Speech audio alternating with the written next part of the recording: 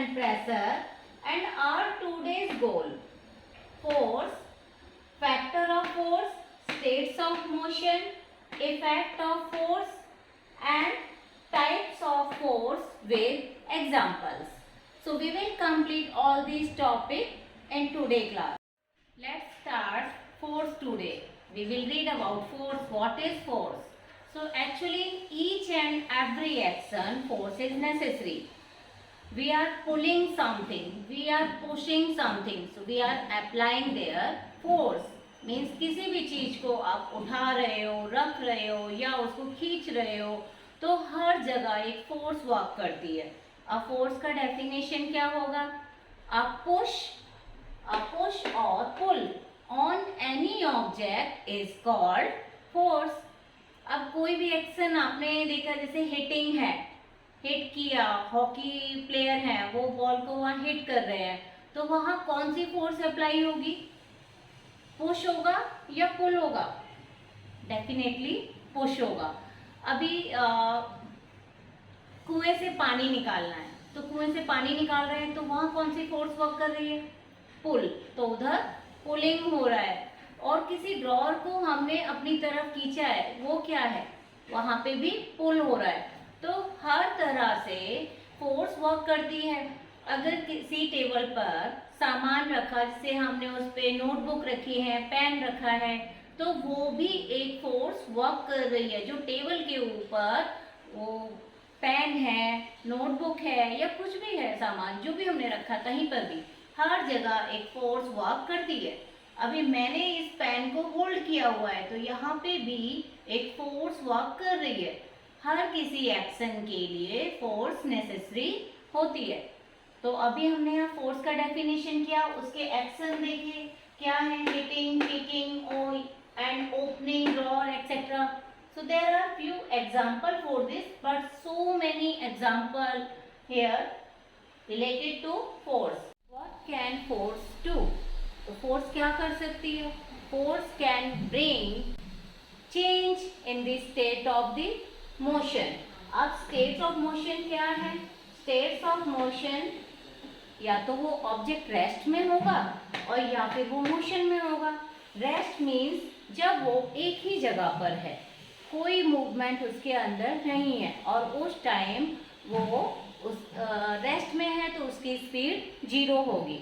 अब इसी तरह से अगर उस पर कोई फोर्स अप्लाई हो जाएगी तो वो मोशन में आ जाएगा और वो मोशन मीन्स स्पीड में आ जाएगा. तो ये थी स्टेट्स ऑफ मोशन. नेक्स्ट है फैक्टर ऑफ फोर्स. तो फोर्स के फैक्टर क्या है? फोर्स किस तरह से काम कर रहा है? तो फोर्स के फैक्टर हैं, एक तो डायरेक्शन, कि फोर्स किस डायरेक्शन में अप्लाई किया जा रहा है, क्या वो ऑब्जेक्ट के अपोजिट में है या फिर ऑब्जेक्ट के सेम डायरेक्शन में है. और दूसरा है मैग्नीट्यूड.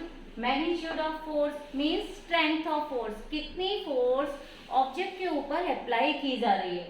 तो फोर्स के जो फैक्टर हैं, द डायरेक्शन. अगर हम देखेंगे किसी ऑब्जेक्ट को सेम डायरेक्शन में, मीन्स एक ही साइड से फोर्स अप्लाई की जा रही है, तो वो क्या होगा? ऑब्जेक्ट मूव होगा.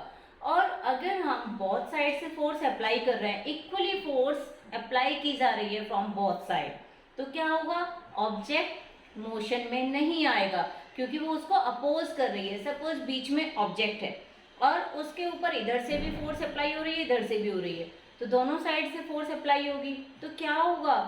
वो फोर्स न्यूट्रलाइज हो जाएगी. मीन्स उसके अंदर किसी भी तरह का चेंज नहीं आएगा. ऑब्जेक्ट के मोशन में भी चेंज नहीं आएगा, वो ऐसे ही रहेगा. अगर एक ही साइड से फोर्स अप्लाई होगी, मीन्स उसको पुश किया जा रहा है, तो वो ऑब्जेक्ट मोशन में आएगा. दूसरा मैग्नीट्यूड ऑफ फोर्स मीन्स कितनी फोर्स अप्लाई कर रहे हैं. अगर एक ऑब्जेक्ट का मास और उसके जो फोर्स अप्लाई की जा रही है उससे ज़्यादा है, तो वहाँ कोई चेंज नहीं आएगा, तो वो स्टेट उसकी चेंज नहीं होगी. नेक्स्ट है effect of force on object. अब उस फोर्स का ऑब्जेक्ट पे क्या इफेक्ट आ रहा है? मोशन के लिए तो मैंने बताया अभी कि मोशन में कैसे आएगा. अगर बहुत साइड से फोर्स अप्लाई हुई है तो वो मोशन नहीं होगी, क्योंकि वो उसको अपोज कर रहा है. फोर्स दोनों एक दूसरे को अपोज कर रही है दोनों साइड से. इसी तरह से दूसरा और क्या चेंज आ सकता है, तो स्टेट का चेंज तो देख लिया हमने। दूसरा है change in shape also, means change in shape of object, कि अगर कोई ऑब्जेक्ट है जैसे रबर बॉल हो गई, अब रबर बॉल को प्रेस किया जाएगा तो उसकी शेप चेंज होगी। ऐसे ही कोई भी स्प्रिंग वायर है, अगर आप उसको पुल करोगे तो उसकी शेप चेंज हुई। और इसी तरह से डो, आटा, गीला आटा, अगर उसको भी प्रेस किया जाएगा तो उसकी भी शेप चेंज होगी। तो फोर्स से स्टेट में भी चेंज आ सकता है और शेप में भी चेंज आएगा। तो ये है फोर्स के effect. Next topic, types of forces. So there are mainly two types of forces. जो उसे क्लासिफाइड किया है वो टू टाइप्स में किया, कॉन्टैक्ट फोर्स और नॉन कॉन्टैक्ट फोर्स। अब कॉन्टैक्ट फोर्स को मस्कुलर फोर्स भी कहा जाता है, क्यों? मीन्स जब कॉन्टैक्ट का मतलब सरफेस के साथ ऑब्जेक्ट का कॉन्टैक्ट में आना। और मस्कुलर फोर्स क्यों? क्योंकि उसमें मसल्स का एक्शन होता है। The force which is caused due to the action of muscles is called muscular force। and यहाँ जो कॉन्टैक्ट फोर्सेस के हैं वो कुछ और टाइप्स दिए हैं कि अब कॉन्टैक्ट फोर्सेस में कौन कौन सी आ सकती हैं। तो उसमें है frictional force. Frictional force means जब कोई भी ऑब्जेक्ट सरफेस के साथ है तो वहाँ फ्रिक्शन होगा, जिससे कि उसके स्पीड पे भी कंट्रोल किया जा सके, उस पर एक कंट्रोल बना रहे। और वो उस टाइप का आप एग्जाम्पल देखोगे व्हीकल्स ऑन रोड। तो व्हील है, जो व्हील का रोड के साथ में क्या है, कांटेक्ट है, तो इसलिए वो कांटेक्ट फोर्स में हुआ। और उधर फ्रिक्शन हो रहा है, उन दोनों के बीच में एक ग्रिप बनी हुई है, फ्रिक्शन है, इसलिए वो फ्रिक्शनल फोर्स हुआ। इसी तरह से आप बहुत सारे एग्जाम्पल देख सकते हो, रोलिंग बॉल ऑन ग्राउंड, तो ग्राउंड के ऊपर जो बॉल रोल कर रही है, या स्लाइडिंग, जहाँ स्लाइड कर रहे हैं, आपने देखा कि बच्चे झूलों पे झूलते रहते हैं, तो उनका एक तो कांटेक्ट होगा, उसमें वो कांटेक्ट में आ रहे हैं ग्राउंड सरफेस का, और उनका ऑब्जेक्ट मीन्स जो भी बॉडी है वो कुछ भी हो सकता है, तो वहाँ पे कांटेक्ट फोर्स हुई। और दूसरा स्लाइडिंग हो रहा है तो वो एक फ्रिक्शन भी है, तो इसलिए फ्रिक्शनल फोर्स। अब नॉर्मल फोर्स में तो कोई भी एग्जाम्पल हो सकता है। मैंने आपको बताया टेबल पे ऑब्जेक्ट रखे हैं, या मैंने हाथ में पेन होल्ड किया है, या फिर मैं अभी जैसे खड़ी भी हूँ, या हम कोई चीज़ ये कोई भी सामान मैंने और ये होल्ड किया, तो उठाना, रखना, पुल, पुश, सब कुछ वो नॉर्मल फोर्स के एग्जाम्पल हैं। अब उसमें आगे चलते हैं तो टेंशन फोर्स। अब टेंशन क्या है? टेंशन का means when force apply from both side on any object. जब किसी भी ऑब्जेक्ट पर दोनों तरफ से इक्वली फोर्स अप्लाई की जा रही है तो वो क्या है? Tension force. इसका एग्जाम्पल है टग ऑफ वॉर। तो उसमें क्या, दोनों तरफ से रस्सी पर इक्वली फोर्स अप्लाई हो रही है। अब जब तक वो इक्वल फोर्स रहेगी उसका कोई रिजल्ट नहीं निकलेगा। तो जैसे ही अगर एक साइड में फोर्स ज़्यादा होगी तो वो उसी साइड में वो गिर जाएंगे या पुल होगा उस साइड में। तो इस तरह से टेंशन फोर्स का मतलब जब दोनों तरफ से फोर्स बराबर अप्लाई की जा रही है। और रेजिस्टेंस फोर्स, तो रेजिस्टेंस फोर्स क्या होती है? मीन्स रुकावट डालना। जैसे अब हम मूव कर रहे हैं, अब बाइसिकल पर हम जा रहे हैं और बहुत तेज हवा है, तो वो हवा रजिस्ट कर रही है मोशन को, तो उस तरह की फोर्स को बोलते हैं रेजिस्टेंस फोर्स। इसके और एग्जांपल आप देखोगे, पेपर प्लेन। बच्चे पेपर प्लेन बनाकर खेलते हैं, जब उसको ऊपर की तरफ थ्रो करते हैं तो वो एयर जो है वो उसको रजिस्ट करती है। और एक और एग्जांपल है वॉकिंग इन स्टॉर्म। अब स्टॉर्म है और उसमें हम वॉक कर रहे हैं तो भी आगे से वो जो क्या है वो रजिस्ट करता है, मीन्स उसकी एक फोर्स हमारे ऊपर अप्लाई होती है, तो वो है रेजिस्टेंस फोर्स।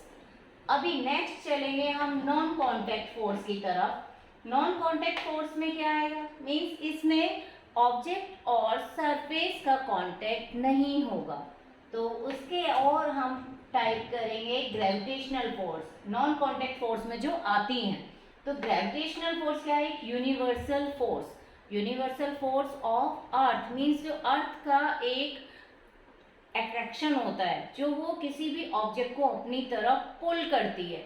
अब एप्पल है अगर या फ्रूट है कोई भी, वो ट्री से नीचे ही क्यों गिरता है? क्योंकि वो यूनिवर्सल फोर्स उसके ऊपर एक्ट कर रही है और वो है ग्रेविटेशनल फोर्स, जिसकी एसआई यूनिट होती है।